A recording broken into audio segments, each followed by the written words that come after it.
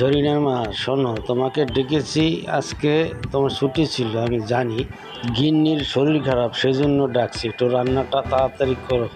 শোনো, জরিনার মাকে ডেকে নিয়ে আসছি, আমি বলছি রান্নাটা তাড়াতাড়ি করো, আমি বাইরে যাব। তোমার এখন কি অবস্থা? আগের থেকে কি একটু ভালো লাগে নাকি আগের মতনই? তুমি একটা কাজ করো, খাওয়া দাওয়া শেষ করে তুমি অফিসে যাও, আমি একটু নেমে দেখি সেদিন আমাকে কোনো সাহায্য করতে পারি কিনা।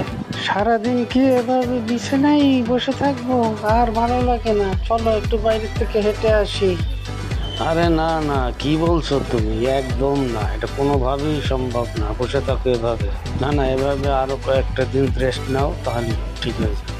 শোনো গিন্নি, আমার সময় হয়ে গেছে অফিসে যাওয়ার। আমি অফিসে যাই, তুমি বাসায় থাকো, সমস্যা হলে আমাকে ডেকো।